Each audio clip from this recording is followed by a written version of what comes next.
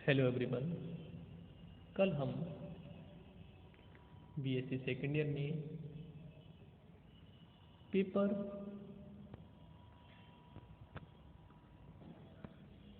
Second के अंतर्गत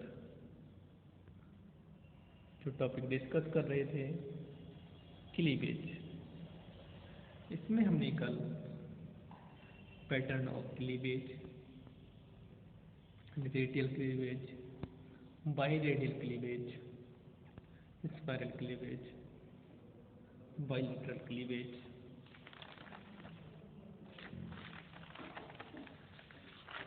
तक डिस्कस किया था। डेवलपमेंट की टोटल रेंज पर पॉसिबिलिटी के आधार पर क्लीवेज को दो भागों में बांट सकते हैं, यहाँ तक हमने बताया था। तो कौन कौन से दो भाग हैं? नंबर 1 है determination of cleavage and indeterminate cleavage. सबसे पहले बात करते हैं डिटर्मिनेशन ऑफ क्लीवेज। कुछ एनिमल्स जैसे टर्टल्स, एनिलिड्स आदि में क्लीवेज का पैटर्न निश्चित होता है। इसमें प्रत्येक ब्लास्टोमियर्स की एक कैरेक्टरिस्टिक पोजीशन होती है तथा इसके फेट को चेंज करना संभव नहीं होता। ऐसे क्लीवेज को डिटर्मिनेट क्लीवेज कहा जाता है। इसके विपरीत वर्टिब्रेट्स में प्लेन ऑफ क्लीवेज ज़्यादा रिजिड नहीं होता। यहाँ पर एक्स में प्रीडिटर्मिनेट रीजन्स भी नहीं होते। Second, indeterminate cleavage. अगर किसी रीजन से एंडोडर्म बनती है और उनमें से कुछ उस रीजन को निकाल दिया जाए तो एम्ब्रियो में एंडोडर्म नहीं बन पाएगी। ऐसे एग को रेगुलेटिव या इनडिटर्मिनेट एग कहा जाता है और इनके क्लीवेज को इनडिटर्मिनेट या रेगुलेटिव क्लीवेज कहते हैं। सम इनवर्टिब्रेट्स और लगभग सभी वर्टिब्रेट्स में इनडिटर्मिनेट क्लीवेज पाया जाता है। अब बात करते हैं इन्फ्लुएंस ऑफ योग इन क्लीवेज, यानी इन्फ्लुएंस ऑफ योग ऑन क्लीवेज की बात करें तो एनिमल्स में क्लीवेज एक्टिव साइटोप्लाज्म में आसानी से हो जाता है, जबकि योग से भरे हुए साइटोप्लाज्म या डिटोप्लाज्म में यह आसानी से नहीं हो पाता। योग अंडे का एक नॉन लिविंग कंपोनेंट है जो ना तो क्लीवेज में भाग लेता है और ना ही एम्ब्रियो की फॉर्मेशन में। इसका काम केवल एम्ब्रियो को पोषण पहुंचाना होता है। वैसे तो योग सभी एनिमल्स के एग में प्रेजेंट होता है। अंतर सिर्फ इतना है, कहीं कम, कहीं ज़्यादा व कहीं बहुत ज़्यादा योग की मात्रा का क्लीवेज पर सीधा इफेक्ट पड़ता है। जैसे नंबर 1, योग की मात्रा जब ज़्यादा होती है तो साइटोप्लाज्म की मात्रा कम हो जाती है, जिसका प्रभाव न्यूक्लियस की पोजीशन पर पड़ता है। इसलिए इस प्रकार के एग्स में क्लीवेज के फलस्वरूप असमान साइज के ब्लास्टोमियर्स बनते हैं।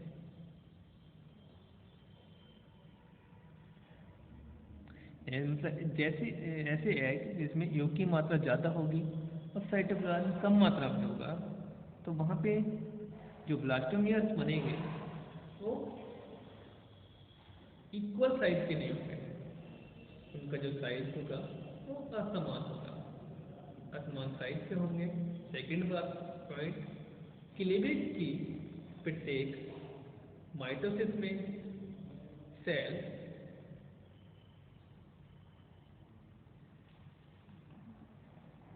कंपोनेंट जैसे साइटोप्लाज्म, क्रोमोसोम, माइटोकॉन्ड्रिया, कॉन्ड्रिया आदि की एक्टिविटी के फलस्वरूप डॉटर सेल्स का सेपरेशन हो जाता है, जिसमें योग की मात्रा समान रूप से डिस्ट्रीब्यूट हो जाती है। योग की मात्रा तथा वितरण के आधार पर निम्न प्रकार के क्लीवेज होते हैं, यानी जो योग है उसकी क्वांटिटी और वितरण के आधार पर यह निम्न प्रकार के होते हैं। नंबर 1, टोटल या होलोब्लास्टिक क्लीवेज, यानी जो टोटल या होलोब्लास्टिक क्लीवेज है, तो टोटल या कंप्लीट क्लीवेज में क्लीवेज फरो पूरे अंडे को बाइसेक्शन यानी 2 भागों में काटना कर देती है। ये 2 प्रकार का होता है, यानी जो टोटल क्लीवेज होता है उसमें क्या होता है, जो क्लीवेज फरो होती है या क्लीवेज की लाइंस होती है वो पूरे अंडे को 2 भागों में बांट देती है, जिससे क्या होता है, अंडा जो है 2 पार्ट में बढ़ जाता है। और ये भी कितने प्रकार का होता है, 2 प्रकार का होता है। 2 प्रकार में कौन कौन से हैं, एक तो होता है इक्वल होलोब्लास्टिक क्लीवेज और दूसरा होता है अनइक्वल होलोब्लास्टिक क्लीवेज।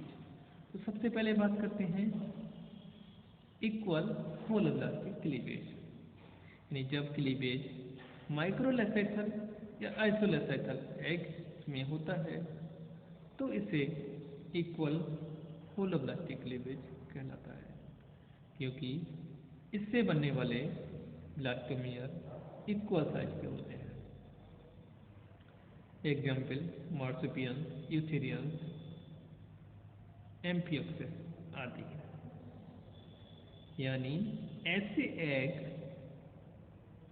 जो माइक्रोलेसेथल हों तथा आइसोलेसेथल हों, उनमें क्या होगा, इक्वल होलोब्लास्टिक क्लीवेज देखने को मिलता है। अब बात करते हैं second type, unequal holoblastic cleavage. Unequal की बात की जाए तो मीजोलेसेथल एंड टीलोलेसेथल एक्स में होलोब्लास्टिक क्लीवेज से असमान साइज के यानी अनइक्वल साइज के ब्लास्टोमियर बनते हैं, जिसमें small size of blastomere called as micromeres and big size of blastomeres and fluid of yolk called as macromeres। यानी जो स्मॉल साइज के जो सेल्स होते हैं अनइक्वल में, यानी इक्वल में तो दोनों प्रकार के सेल बनेंगे, यानी सॉरी इक्वल में एक प्रकार के सेल बनेंगे, यानी एक समान प्रकार के बनेंगे, लेकिन अनइक्वल में 2 टाइप के बनते हैं। एक की जो साइज होता है वो स्मॉल होता है, दूसरे का साइज बड़ा होता है। तो जिसका स्मॉल साइज होता है वो कहलाते हैं माइक्रोमियर्स, और जो बड़े होते हैं वो कहलाते हैं मैक्रोमियर्स। एग्जाम्पल की बात करें तो लोअर फेसेज एंड एम्फियोमियर्स। सेकंड टाइप है मीडोब्लास्टिक या पार्शियल या इनकम्प्लीट क्लीवेज। यानी मीडोब्लास्टिक या पार्शियल या इनकम्प्लीट की बात की जाए तो इस प्रकार का क्लीवेज पॉलीलेसाइथल या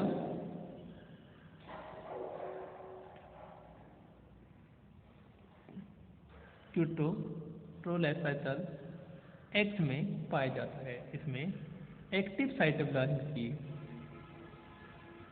एक्स में पाया जा सकता है,